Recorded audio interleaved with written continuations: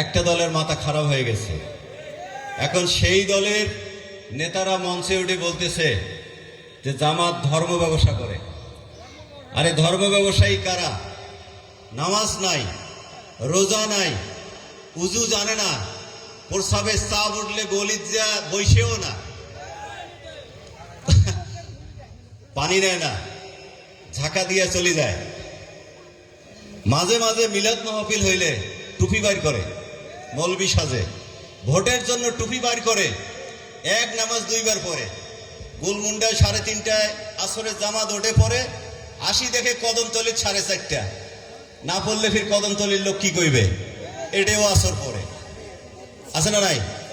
যাদের নামাজের ঠিক নাই, ওযু গোসলের ঠিক নাই, ভোট আসলে টুপি বেড়ায়, তসবি বেড়ায়, ধর্ম ব্যবসায়ী তারা না আমরা।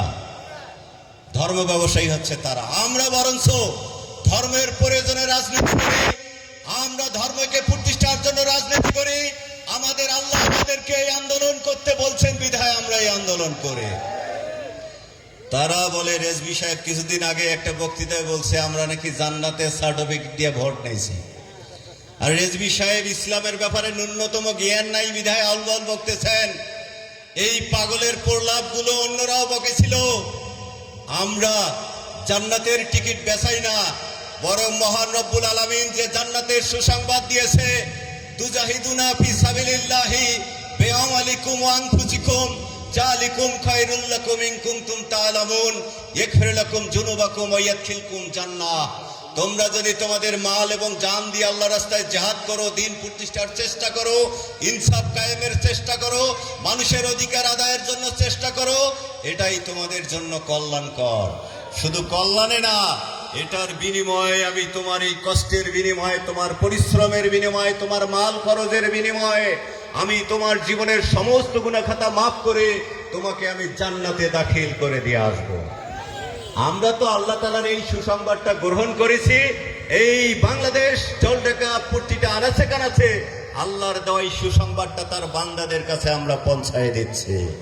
প্রিয় ভাইরা, স্বাধীনতার 53 বছরে অনেক সরকার এসেছে গেছে, তারা আশ্বাস দিয়েছিল যে তারা ক্ষুধামুক্ত, দারিদ্র্যমুক্ত বাংলাদেশ গঠন করবে, বলছে কিনা?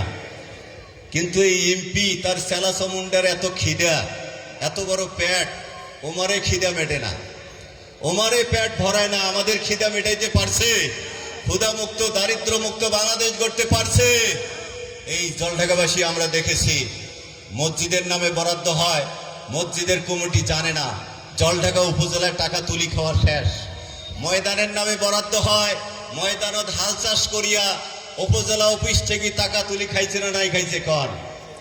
আমরা কথা দিচ্ছি, ওবায়দুল্লাহ সালাফি নির্বাচিত হলে ওবায়দুল্লাহ সালাফি একটি টাকারও দুর্নীতি করবে না ইনশাআল্লাহ। আমরা ওবায়দুল্লাহ সালাফিকে যেভাবে দেখেছি, যে আদর্শ নিয়ে তিনি বেড়ে উঠেছেন, তিনি একটি টাকার দুর্নীতি করবে না। মসজিদের উন্নয়নের জন্য কোনো দালাল ধরতে হবে না। ওবায়দুল্লাহ সালাফি মসজিদের হক মসজিদে পৌঁছাই দিবে, কবরস্থানের হক কবরস্থানে পৌঁছাই দিবে।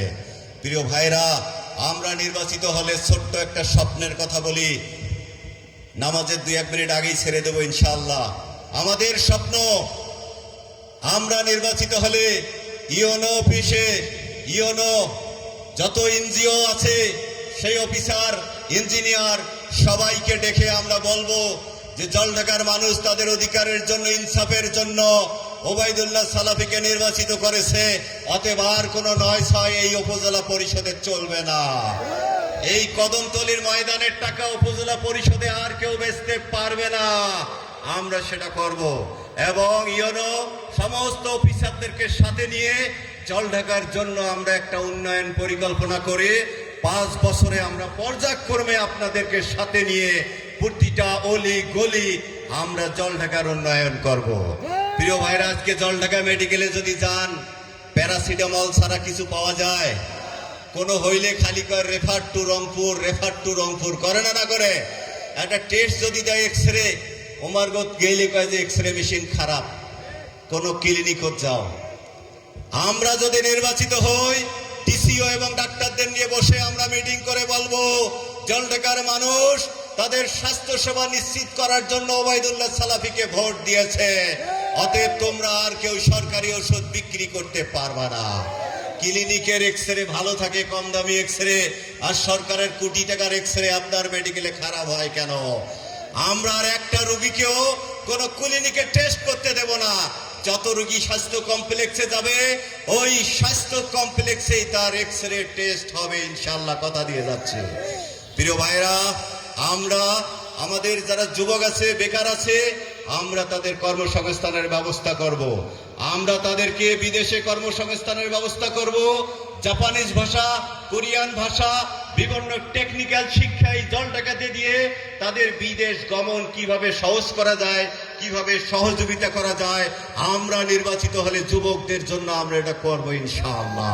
জল ডাকাতে যত কর্মসংস্থান আছে, কর্মসংস্থান তৈরি করে আমরা কথা দিয়ে যাচ্ছি ফেয়ার হবে, একটি টাকাও নিয়োগের জন্য কোনো লেনদেন হবে না। প্রিয় ভাইরা আমার, আমরা আমাদের প্রাথমিক শিক্ষা দুরবস্থা, হাই স্কুলের শিক্ষার দুরবস্থা। আমাদের জলঢাকাতে আমাদের শিক্ষার হার 37%।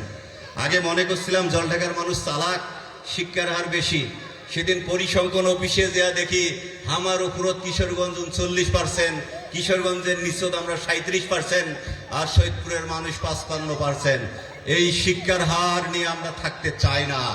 আমরা প্রাথমিক অফিসার, ফিমেল অফিসার, টিও এটিওদেরকে সাথে নিয়ে কিভাবে এই প্রাথমিক শিক্ষার উন্নয়ন করা যায় আমরা সেই ব্যবস্থা করব ইনশাআল্লাহ।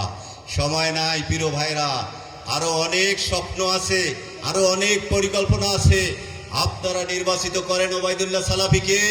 আমরা অনেক ভুল থেকে শিক্ষা নিয়েছি, আগামীতে আর ভুল নয়। আগামীতে নির্বাচিত হলে আমরা জলঢাকার মানুষের অধিকারের জন্য কাজ করব, জলঢাকার উন্নয়নের জন্য কাজ করব, জলঢাকার শান্তির জন্য কাজ করব, আধুনিক জলঢাকার জন্য কাজ করব। মহান রব্বুল আলামিন আমাদেরকে ওবায়দুল্লাহ সালাফির বিজয়ের মাধ্যমে আধুনিক, শান্তিপূর্ণ, ইনসাফপূর্ণ মানুষের অধিকার আদায়ের জলঢাকা গঠন করার তৌফিক দান করুন। আমা তৌফিক ইল্লা বিল্লাহ। আসসালামু আলাইকুম ওয়া রাহমাতুল্লাহ।